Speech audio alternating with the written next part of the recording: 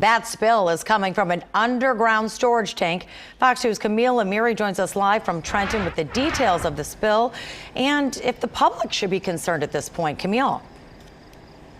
Well, Darren and Roop, the good news is no, they don't need to be concerned, but still, this should have never happened in the first place. We're talking about red dye diesel, and the EPA says the red sheen on the water is what sparked a lot of attention very quickly.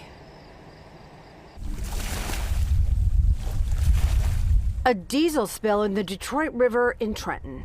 And I think that a lot of credit goes to the city of Trenton, who was able to quickly identify the spill. They were able to trace it back to the tank, and they put some initial containment boom in the water. The tank, located underground on the property of the abandoned Riverside Osteopathic Hospital, was used to hold red dye diesel fuel. It's used for generators, and it's dyed for tax purposes. So, if you're using diesel off-road, you don't pay the same sales tax on it. So they dye it. And so this was used for on-site backup generators that used to be there when the hospital operated. But that was 20 years ago. The million-dollar question, why was 20,000 gallons of fuel still being stored underground? When we contacted the property owners, they told us those tanks are empty.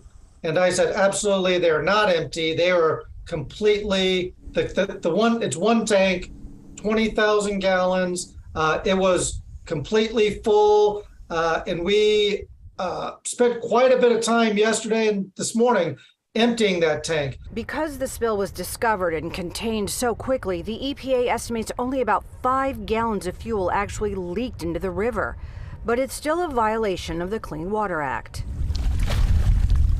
Something that, we're in no way, shape, or form looking to go backwards on. So I think it just really accentuates how important it is to get it cleaned up, not only in the water, but just the site as a whole and things like that too.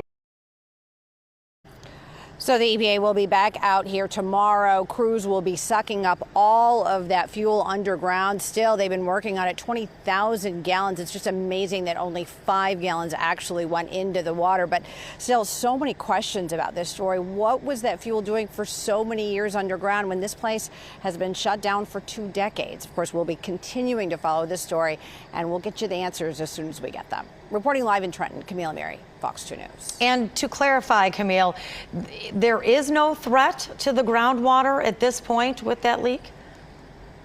Yeah, they were really able to contain it very quickly, and they actually put these things called booms, which actually separate the water that's been contaminated from all the other water, and they took a huge sample. They've sampled the water, they've sampled the air, they took some of the wildlife out, some of the lily pads even, and some of the grass and mud that was actually in that area. It's right off the dock right here. So really, again, this could have been so much worse. They said that people should not be concerned about this, but again, we just don't want to go back in time. We remember, of course, if you read in the history books, what life was like before the Clean Water Act, and everybody was just dumping in the waters, Sure. willy-nilly. We don't want to have that happen again. All right. Karen, back to you. Very true. All right, we'll look for updates tomorrow. Thanks, Camille.